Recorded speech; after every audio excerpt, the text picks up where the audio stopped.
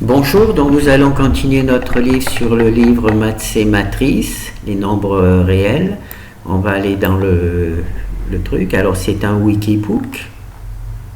On va travailler dans propriétés et applications, études du code pour les experts. Alors on a travaillé dans la vidéo précédente sur les vecteurs propres. Et c'était ici. On a travaillé sur les vecteurs propres pour les matrices symétriques. Donc je vous conseille de revoir le travail pour l'algorithme qui est utilisé. C'est le même algorithme que vous utiliseriez si vous travaillez à la main. Donc ça peut être intéressant. Et là nous avons les valeurs propres. On va faire un cas particulier quand une valeur propre est nulle. C'est exactement le même travail, ça ne changerait rien. Simplement, il y a deux petites particularités pour les vecteurs propres quand la valeur propre est nulle. Donc on va voir l'exemple de référence. C'est celui qui nous permettra de vérifier les calculs intermédiaires éventuellement.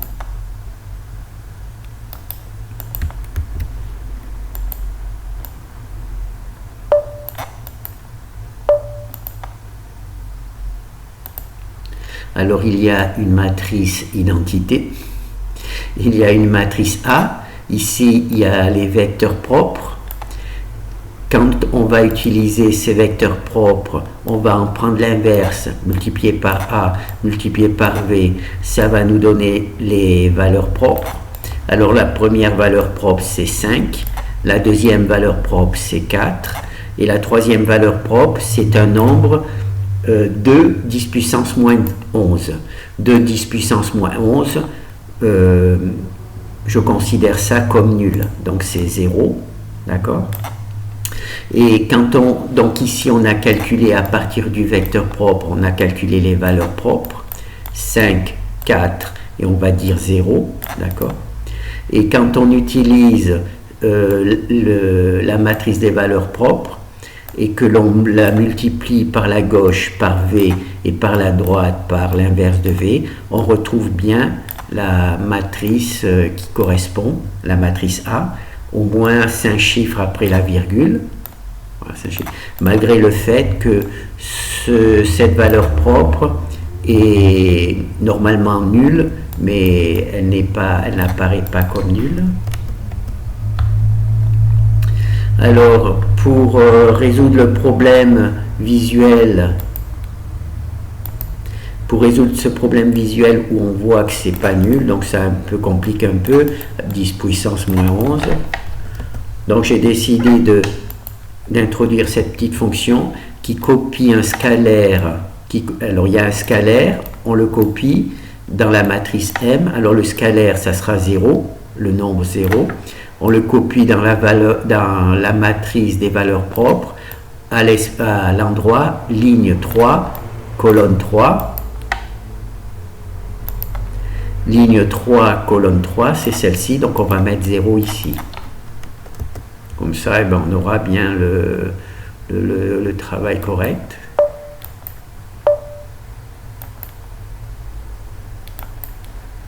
Et voilà, donc là on a bien le 0. D'accord ? C'est juste pour que l'on puisse mieux voir. Là, 10 puissance moins 11, c'est un peu compliqué. Comme ça, on a un truc bien clair. Et on voit le fait d'avoir remplacé cette valeur-là, qui était 2 10 puissance moins 11 par 0, ça ne modifie pas. On a bien toujours 5 chiffres après la virgule. Quand on utilise l'algorithme V multiplié par la valeur propre, inverse de V. Alors cet algorithme, il est ici, donc il y a V multiplié par la valeur propre, multiplié par l'inverse de V, et on obtient bien A. D'accord ? Et là, c'est l'algorithme pour calculer les valeurs propres.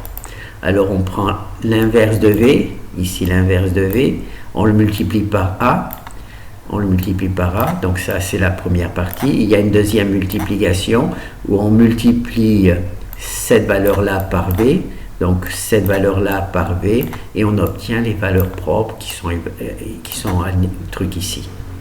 Voilà. Donc ça c'est bon. Bon, ici on a donc un tableau de nombres. On copie ce tableau de nombres. C'est la fonction qui copie un tableau de nombres dans une matrice. Hein. Donc il récupère ce tableau de nombres et le copie dans la matrice A. C'est la première fonction. Ici c'est la fonction qui calcule les vecteurs propres. Alors on prend la matrice A, on en calcule les vecteurs propres. C'est cette fonction qui fait ça. Et ici, on prend l'inverse. Alors, c'est inverse de Gauss-Jordan. C'est la fonction inverse qui est basée sur l'algorithme de Gauss-Jordan, qui inverse V et qui met là. Et ici, on récupère les valeurs propres. Ici, on récupère les valeurs propres. Voilà. Donc, ça, c'est le premier. Alors, ce que l'on va faire, c'est que l'on va calculer les vecteurs propres. Alors, je vais sauter ce truc-là, où je vous montre comment on calcule les vecteurs propres les uns après les autres. On va juste faire étudier les calculs intermédiaires.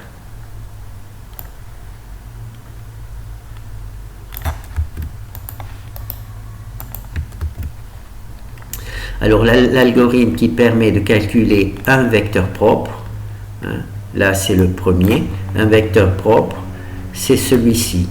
Alors normalement ce code-là est dans une boucle for qui calcule tous les vecteurs propres, d'accord, les uns après les autres. Et là j'ai sorti de l'algorithme de la boucle for pour qu'il ne calcule qu'un seul vecteur propre à la fois. Alors la première commande c'est celle-ci. Alors elle consiste à multiplier un scalaire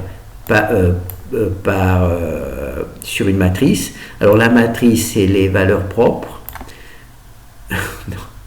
La matrice c'est la matrice identité. Hein. La matrice identité est construite ici grâce à cette fonction. Alors la matrice identité, on la multiplie par une valeur propre. La valeur propre que j'ai choisie c'est la première valeur propre.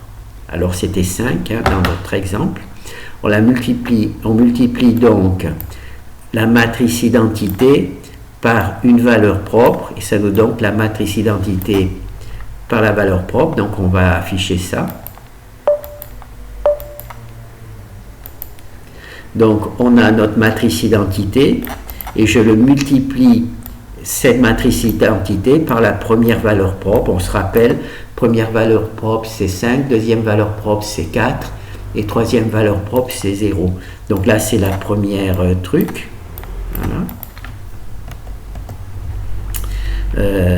C'est donc cette fonction qui fait ça. Maintenant je peux faire la deuxième, par exemple la deuxième. Voilà. Maintenant on multiplie la matrice identité par la deuxième valeur propre. Ça nous donne ça, puisque la deuxième valeur propre c'est 4. Et maintenant on multiplie par la troisième valeur propre. Et la troisième valeur propre, c'est la valeur propre nulle, donc on met 0 partout. Hein, on multiplie pas la partie diagonale par 0, et bien on obtient donc 0. Donc maintenant je vais reprendre la première valeur propre, qui est 5. Voilà. Donc là, on a créé une matrice identité, et on a multiplié par 5 toutes les valeurs qui se trouvent sur la diagonale. Alors, ici, on a créé une matrice identité, d'accord? C'est cette fonction. Ici, on a multiplié par la première valeur propre, puisqu'on a choisi ici la première valeur propre. On a multiplié la première valeur propre par la matrice identité, ça nous donne la matrice identité multipliée par la première valeur propre. C'est ce qu'on vient de voir. Donc maintenant, on va neutraliser le code sur la matrice identité et on va voir la première soustraction. Alors c'est A la matrice de travail moins la matrice identité. Donc ça nous donne ça, la matrice A moins la matrice identité. Alors c'est A minus moins la matrice identité. Voilà.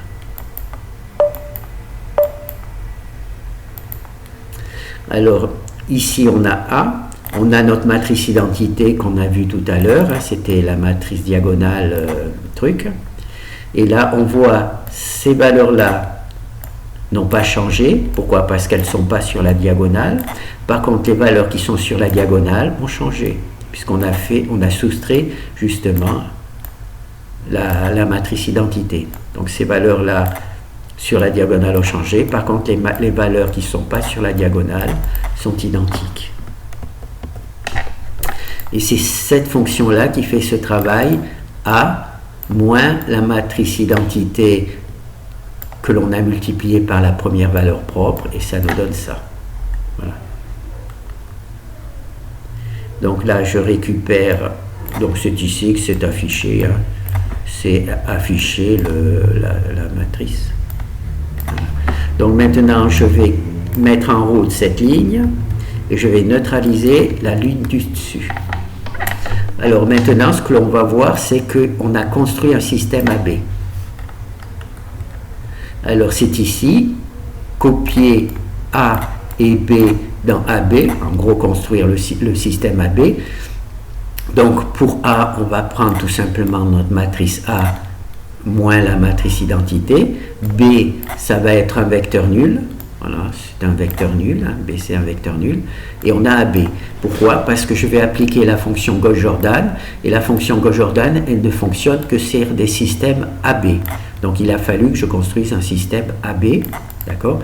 A, je sais ce que je voulais, et B, c'est naturellement un vecteur nul, puisqu'il n'y a pas de valeur particulière. Et donc là, on va afficher le système AB que j'ai construit. Voilà. Donc, on a la matrice A, hein, on l'a naturellement soustrait la matrice identité. Donc ici, il n'y a plus les valeurs de A, mais la valeur de moins la matrice identité. Sinon, les autres valeurs, ce sont les mêmes. Par contre, on a rajouté, donc A, c'est matrice 3, 3, on a rajouté une colonne pour la matrice B. Hein, et donc ici, on a bien notre système AB. D'accord?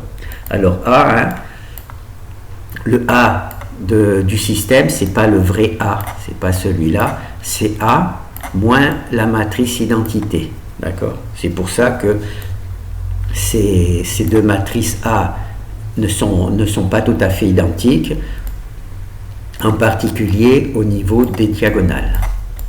Voilà. Donc là, on a ici, c'est la fonction qui construit le truc. Maintenant, on va passer, comme on a notre système, on va utiliser Gauss-Jordan, hein, qui travaille sur les variables libres, qui va travailler sur notre système AB et qui va nous donner les trucs, les vecteurs libres. Donc là, je libère B3 et je neutralise le système AB. Donc, on va voir ça. Alors, notre fonction... Maintenant, on a notre fonction Gauss-Jordan. On y a rentré le système AB, d'accord? Et là, il va nous sortir B3. Alors, B3, c'est naturellement B pour la première colonne. Et pour la deuxième colonne, c'est le vecteur libre. D'accord? Ce n'est pas encore le vecteur propre parce qu'il faudra le normaliser. Donc là, on a le vecteur libre. Voilà. Donc, ici, on a toujours notre matrice A. Hein. Alors, on a donc le vecteur B3. Hein, B3. Alors, B3, il y a toujours B qui est le premier vecteur, le vecteur qui nous a permis de construire le système d'équations. Et ici, on a notre vecteur libre, qui correspond ici à notre vecteur libre. D'accord? On a notre vecteur libre ici. Et donc, on va copier notre vecteur libre, qui est dans la deuxième colonne, dans V. hein. Et V, en règle générale, c'est tout simplement la première colonne. Pourquoi? Parce que ici il y a R1, quand il y aura R2, ça sera la deuxième colonne, et quand il y aura R3, ça sera la troisième colonne de V. Par contre, la B3, ça sera toujours dans la deuxième colonne. Donc là, on a vu B3, maintenant on va tout simplement voir V. Oh ben peut-être que je vais garder les deux, comme ça permettra de voir.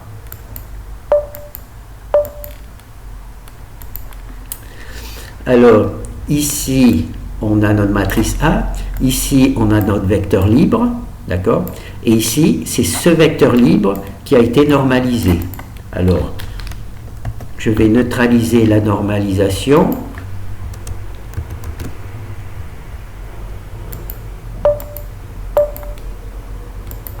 Voilà. Donc là, le vecteur n'est plus normalisé. Le vecteur libre n'est plus, le vecteur propre n'est plus normalisé. Donc on a copié simplement ce vecteur-là, on l'a copié ici, sans le normaliser. D'accord? C'est cette fonction-là qui a copié le vecteur libre dans V. Et ensuite, ici, j'ai normalisé. Alors en particulier, on voit que ici, il y a 0. Et ça va être, quand je vais normaliser ce vecteur-là, là, il va y avoir des NAND. Parce que quand on normalise un vecteur nul, eh bien, le langage C nous donne des NAND. Donc maintenant, je vais normaliser. Voilà, donc cette fois-ci, j'ai normalisé. Alors là, il va falloir que je trouve un moyen pour récupérer, donc ouvrir 2. Il va falloir que je récupère pour vérifier l'exemple de référence.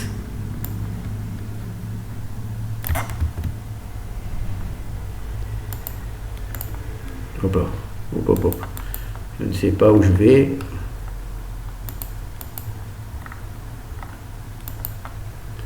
Donc là, je vais ici retrouver l'exemple de référence.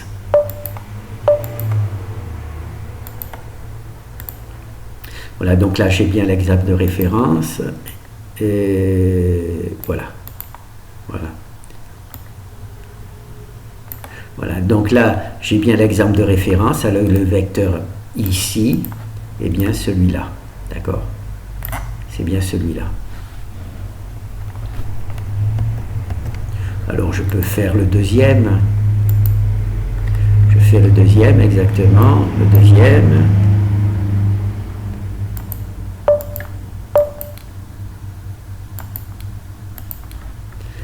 Alors, ça va être compliqué. Hop. Non, c'est pas de chance. C'est pas de chance. Ah, voilà, c'est parce qu'ils étaient cachés derrière les autres. Donc celui-là, je vais peut-être le mettre de ce côté, et celui-là, je vais peut-être le mettre de ce côté. Alors celui-là, c'est le vecteur de référence. Donc là, j'ai travaillé sur le deuxième vecteur libre. Alors on voit que dans B, il est toujours, le vecteur libre est toujours dans la deuxième colonne. Par contre, dans V2, le vecteur libre se trouve dans la troisième, le vecteur propre se trouve dans la... Et ici, il y a le vecteur propre. D'accord? Alors, ces deux valeurs-là ne sont pas identiques. Pourquoi? Parce que là, j'ai normalisé. Donc, je vais dénormaliser. Voilà. Je vais neutraliser la fonction qui normalise. Et maintenant, on a bien les mêmes valeurs pour B3 et V2. Et maintenant, je normalise.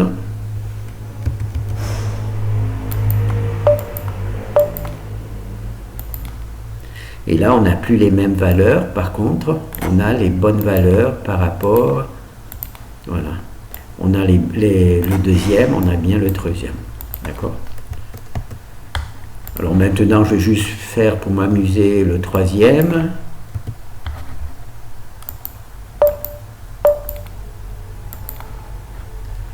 Alors le troisième, voilà. Voilà, donc là c'est le troisième. Voilà, il est là. Donc on voit que le vecteur libre, quand on parle du vecteur libre, il est toujours, là il y a le premier vecteur, c'est B nul, là c'est le deuxième vecteur libre qui sera toujours, pardon, c'est le troisième vecteur libre, mais qui est toujours dans B, dans la deuxième colonne. Par contre, quand il va dans 3, il va toujours dans la bonne colonne, puisqu'on travaille ici avec la troisième valeur propre, c'est celle qui est nulle. D'accord? On obtient bien celle-là. Là, je vais juste neutraliser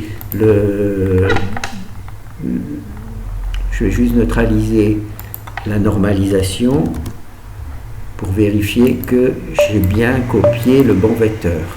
Voilà. Donc, vous voyez, donc là, c'est bien dans la troisième colonne, j'ai bien récupéré le bon vecteur, donc tout va bien.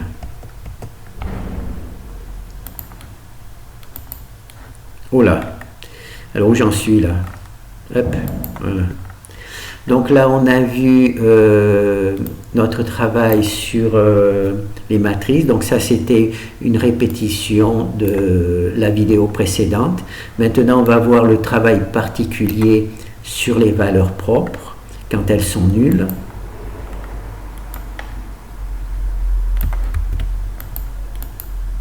Est-ce que je garde? Bon, je peux toujours le garder au cas où. Le truc de référence.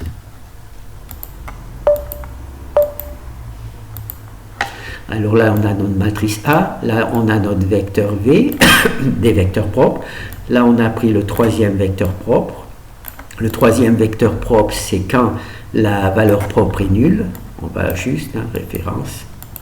Voilà, le troisième vecteur propre, c'est quand la matrice est nulle. Là, j'ai pas... Bon, on va garder de 4 pour le plaisir. Oh non, on va le supprimer, le 2, 4. Allez. Voilà, là, on va tchuk, comme ça on aura le vrai vecteur propre nul. La vraie valeur propre nulle. Voilà, donc là on a vraiment nos trucs. Voilà, et donc là, quand j'utilise le troisième vecteur propre, on voit que A, ce n'est pas une matrice nulle. On voit que le troisième vecteur propre n'est pas nul, c'est truc. Et pourtant, quand on multiplie A par V3, on obtient bien 0. Pourquoi? Parce que cela correspond à la valeur propre nulle. On se rappelle qu'en mathématiques, on a cette égalité, c'est que A multiplié par le vecteur propre, c'est égal à lambda multiplié par le vecteur propre, lambda. D'accord? Et quand lambda est nul, cette valeur-là est nulle. Et donc, il faut donc que le produit A par le vecteur propre qui correspond doit être nul aussi. Et c'est bien ici qu'on l'a vu. Bon, maintenant, ce que je vais faire, c'est... Là, c'est le troisième vecteur propre, donc je vais mettre le deuxième. Ah, qu'est-ce que j'ai fait? Ah, pardon, c'est pas ici. Là, c'est bon. Ça, c'est bon, celui-là, peut-être que je devrais... C'est le truc de référence. C'est celui-là, le truc de référence. Donc, j'ai bien fait, je vais le fermer. Donc, c'est ici... Là, j'avais la troisième valeur propre. Bon, je vais prendre la deuxième.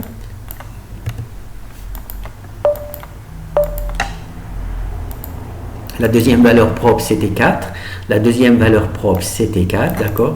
Et donc, quand on calcule A par truc, on n'obtient pas le vecteur nul. Alors, cette valeur-là, pardon, si je récupère, oh là là, d'accord. Si je récupère cette valeur-là, que je la mets dans une calculatrice, et que je le multiplie par 4, pourquoi par 4? Parce que 4, c'est la valeur propre qui correspond. J'obtiens bien cette valeur-là. Maintenant, si je prends cette valeur-là,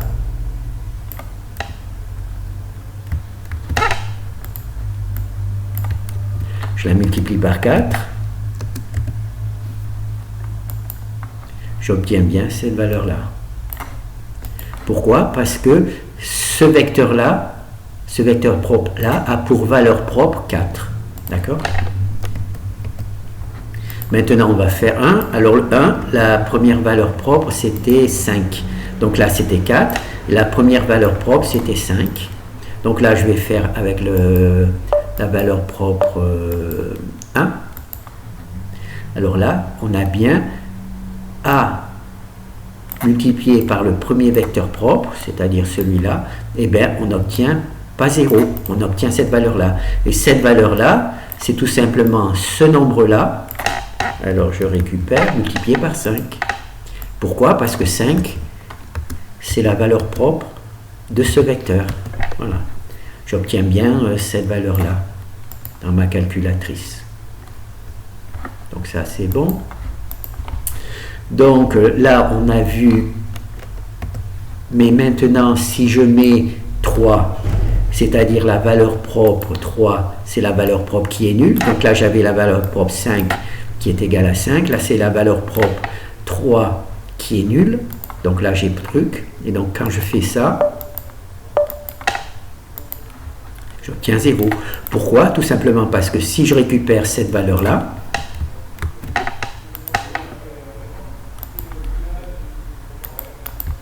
et que je la multiplie tout simplement par sa valeur propre c'est 0. Donc, eh ben, 0 fois quelque chose, ça donne toujours 0. Hein? Si je reprends cette valeur-là,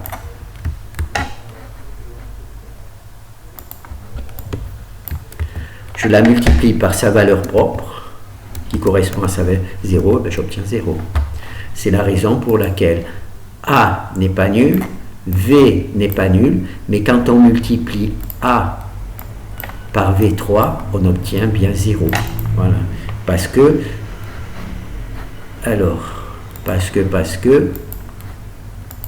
c'est écrit ici, A multiplié par le vecteur propre lambda est égal à lambda par le vecteur propre lambda. Et si lambda est nul, donc ici on a 0, et donc il faut que A multiplié par le vecteur lambda soit 0, même si A n'est pas nul et V n'est pas nul. Voilà, c'est compliqué. Hein? Donc là, je vais fermer celui-là. Je vais garder ça. Oui, je vais garder ça. Alors maintenant, on va faire un truc un peu particulier.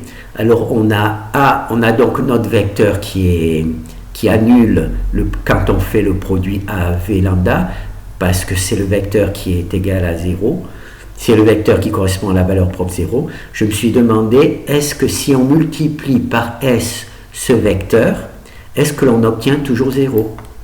Voilà. Donc c'est la question à 1000 francs. Alors ça, il ne faut pas l'effacer, c'est le truc de référence. Alors là, je vais naturellement travailler sur le troisième vecteur propre, celui dont la valeur propre est nulle. D'accord? Alors j'ai choisi un scalaire, ici 100. J'ai choisi 100, je vais vous expliquer pourquoi tout à l'heure. Et donc c'est ici que le travail se passe. Alors, donc là on a ici on a notre valeur propre. On récupère le vecteur propre 3, hein, c'est marqué ici, on récupère le vecteur propre 3.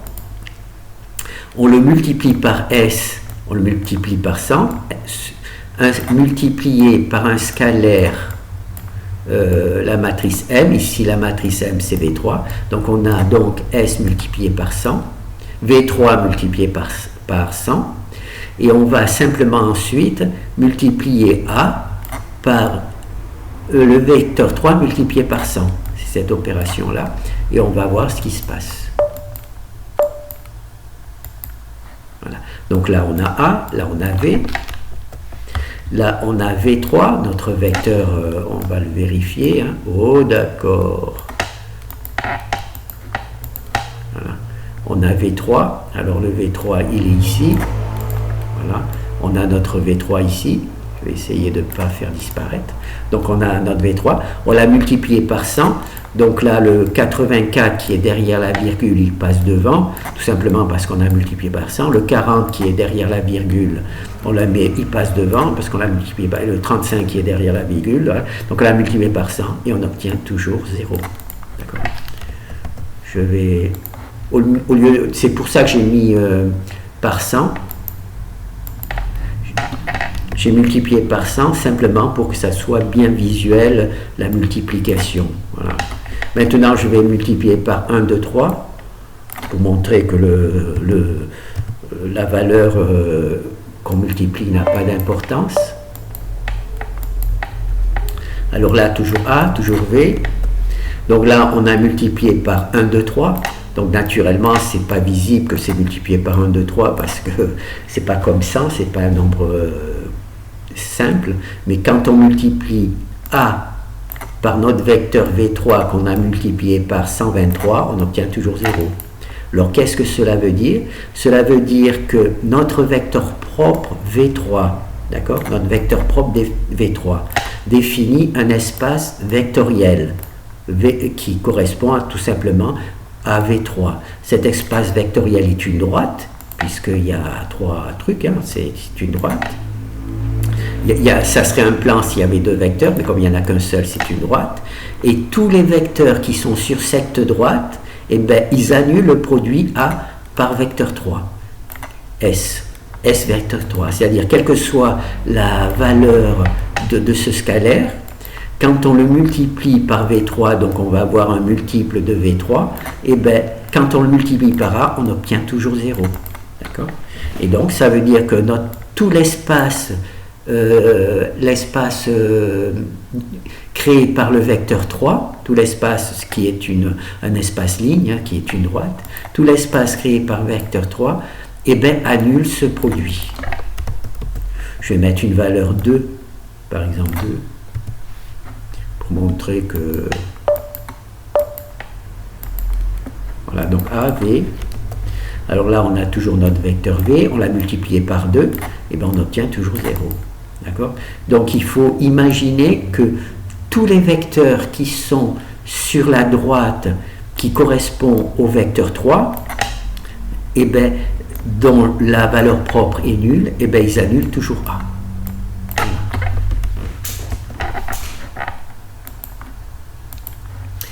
Alors là, pour ne pas perdre le fil, on va faire l'étude sur la matrice 4,4, mais on va faire directement ce travail-là sur la matrice 4,4.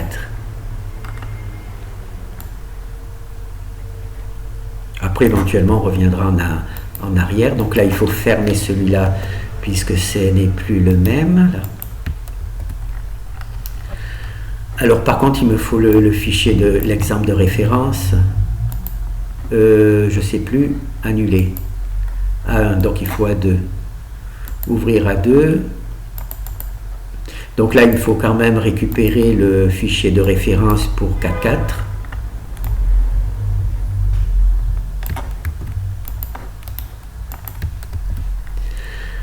Alors là, je vous laisse pour vérifier, je vous laisse cette partie-là pour vérifier qu'on a bien un 0 ici.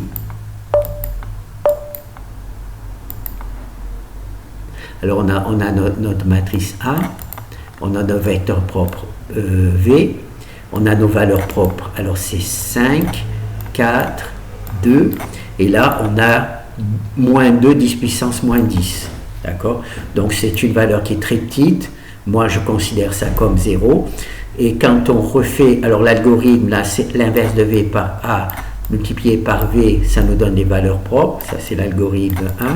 L'algorithme 2, c'est A, c'est V multiplié par les valeurs propres qu'on vient de calculer. Par l'inverse, on obtient ça.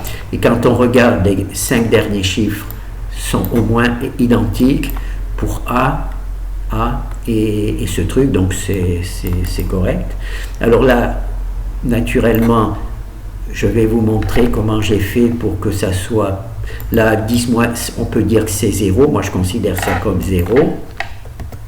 Alors c'est ici que je neutralise. Ça ne change rien pour les calculs, mais visuellement c'est quand même plus joli quand il y a vraiment 0. Alors je copie un scalaire, le scalaire c'est 0, dans l'espace, dans la matrice eigenvalue, à l'endroit 4e ligne, 4e colonne, et maintenant, voilà, le 2 10 moins 10, et bien il s'est transformé en 0. Voilà, pour que ça soit plus visible. Alors la première valeur propre c'est 5, la deuxième c'est 4, la troisième c'est 2, et la quatrième c'est 0. Donc maintenant on va voir va voir ce que l'on a vu ici, dans ce fichier-là, on va le voir dans le fichier avec une matrice K4.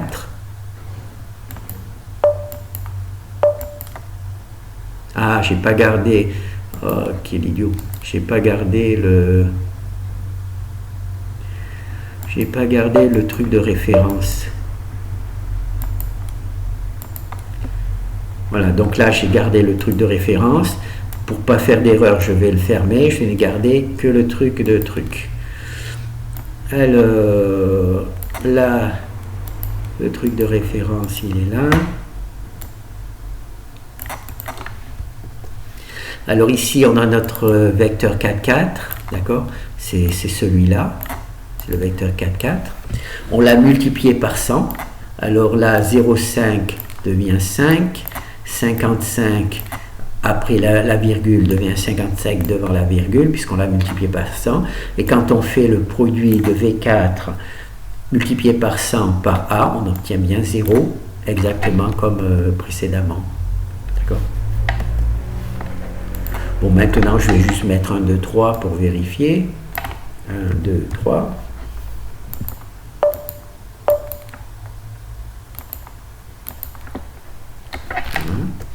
Alors, j'ai multiplié cette fois-ci le quatrième vecteur.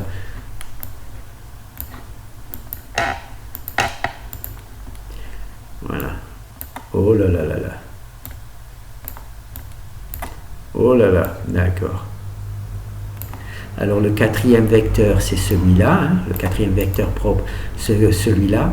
Je l'ai multiplié, ce vecteur-là, je l'ai multiplié par 1, 2, 3, ça nous donne ça. Donc c'est pour ça que j'avais multiplié par 100, parce que ça permettait de bien voir qu'il avait été multiplié par 100.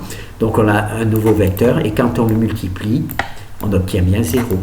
Ça veut donc dire que ce vecteur-là crée un espace vectoriel. Cet espace vectoriel, bon, on va dire que c'est une droite, hein, même si elle a 4 trucs, donc c'est une droite. Et tous les vecteurs qui se trouvent dans cet espace vectoriel, hein, tous les vecteurs qui se trouvent dans cet espace vectoriel vont annuler le produit de A multiplié par ce vecteur. Quel que soit le coefficient que l'on met ici, enfin que l'on met le multiple de V4 que l'on va utiliser, il neutralisera toujours le truc. Alors maintenant je vais remettre 100, parce que 100 c'est une valeur qui permet de bien vérifier. Donc là on va mettre 3, donc on va calculer le troisième vecteur propre. Alors on va le mettre là. Alors on va récupérer ici. Alors ici c'est le troisième vecteur propre, il est ici. Voilà, c'est celui-là, c'est le troisième vecteur propre. On l'a multiplié par 100, c'est-à-dire le 64 est devenu 2, le 28 il est passé devant, donc on l'a multiplié par 100, et naturellement on n'a pas obtenu cette valeur-là. Et pourquoi on n'a pas obtenu cette valeur-là? Donc moi je vais récupérer cette valeur-là. Non, le troisième vecteur propre c'est 2, c'est pas 4, c'est 2. La valeur propre c'est 2. Là, la quatrième c'est 0, la troisième c'est 2, et la quatrième, et voilà. Donc là, je vais récupérer cette valeur-là, je vais la prendre dans la calculatrice, je vais la multiplier par 2 qui est la valeur du vecteur propre, j'obtiens cette valeur-là, alors, j'obtiens cette valeur-là,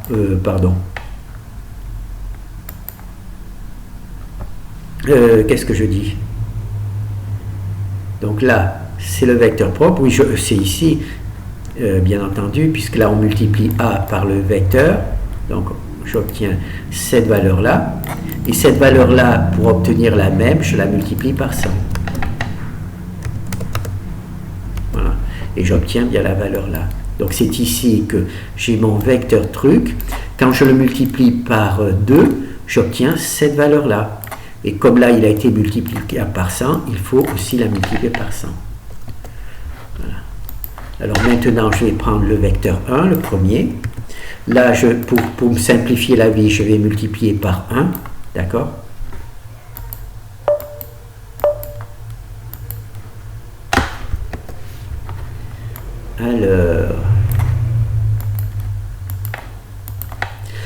Alors ici, on a notre premier vecteur.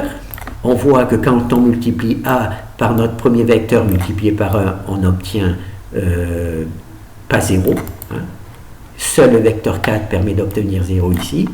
Alors ici, je vais prendre cette valeur-là, avec le signe si possible. Alors notre valeur propre ici, c'est 5. Là, c'était 4, 2. Donc là, je suis sur la première.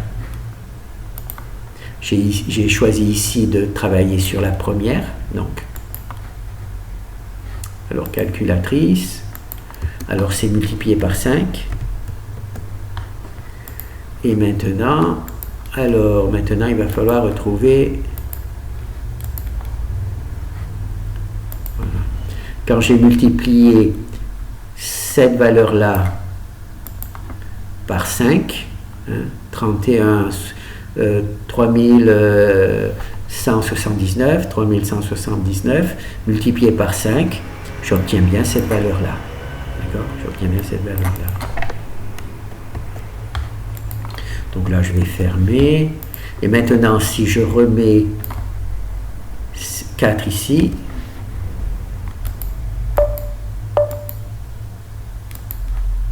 si je remets 4 ici, eh ben on se rend compte qu'on obtient bien le 0. Donc là, c'est comme si je n'avais pas multiplié, puisqu'on a les mêmes valeurs. Pourquoi? Parce que si j'utilise la calculatrice, si je mets cette valeur-là, je le mets dans la calculatrice, et que je le multiplie par la valeur propre, comme la valeur propre c'est 0, j'obtiens bien 0. D'accord? Voilà. Donc ceci permet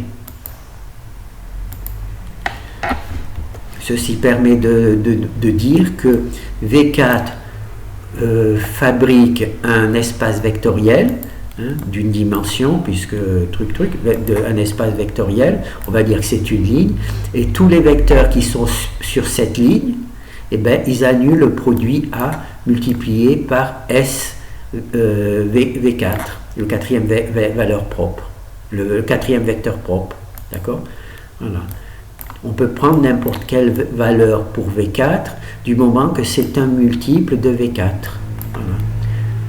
Pour obtenir le bon résultat. Voilà. Au moins dans cet exercice. Donc là, on va pas voir les calculs intermédiaires. Bon, là, on a vu que ça annulait, donc c'est même pas la peine. Donc, on a vu, voilà. Donc, il y a les valeurs propres nulles. Une valeur propre nulle, c'est un travail particulier qui nous a permis de nous rendre compte que quand on multiplie A par le vecteur propre qui correspond à la valeur propre nulle, on obtient bien 0. C'est tout simplement la partie mathématique qui nous le dit, hein, puisque quand on multiplie la valeur propre multiplié par le vecteur, si la valeur propre est nulle, eh ben on obtient 0. Et puis on a vu un cas particulier, qu'est-ce qui se passait si on multipliait le vecteur propre par un scalaire? Est-ce que l'on retrouverait bien la bonne valeur? Et il semble que l'on retrouve bien la bonne valeur. Bon, ben merci.